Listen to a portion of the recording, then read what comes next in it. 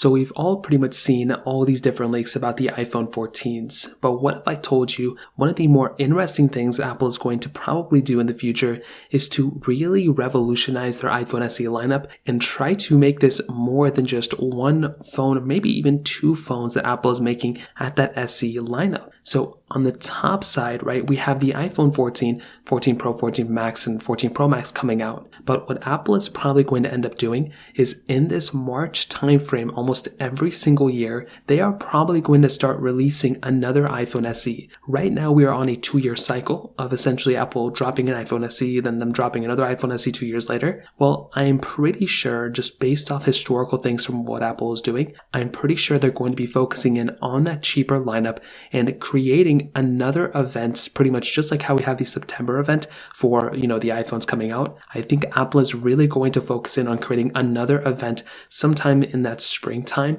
much like how they have, spring Apple events already. And they are going to really start focusing in on that iPhone SE lineup in order to capture more of the market. Now, I do think the next iPhone SE may not come out until 2024. Now, there's a chance where, the fluke may happen and something can happen, but the iPhone SE successor that we have now is probably not going to come out till 2024. But that doesn't mean another iPhone SE like the iPhone SE Plus, the iPhone SE, Max, whatever they're going to call it. There is a possibility where we could be getting an iPhone SE Pro or Pro Max type of iPhone coming out in this springtime. Now, there's not too many leaks or, inside information that's been, coming about for this, but personally, I feel like this is something that could end up happening. We've seen many times an iPhone come out and it almost matches leaks, and then we've seen many times where that doesn't end up happening either. And I do feel like with the new edition of the iPhone 12 mini coming about at that iPhone 11 price tag, I personally do feel like there's a humongous possibility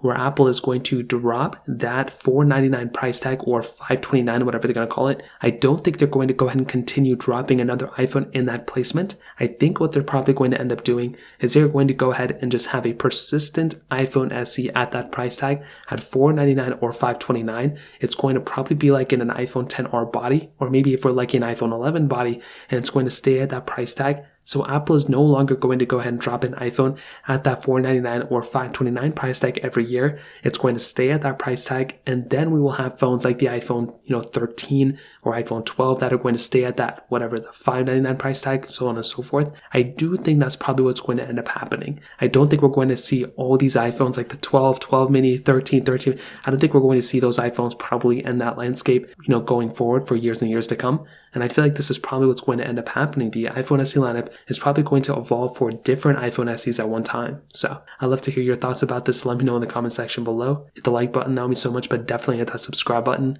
More importantly than everything else, I love every single one of you guys. Hopefully I'll catch you guys in the next video. Peace out till then.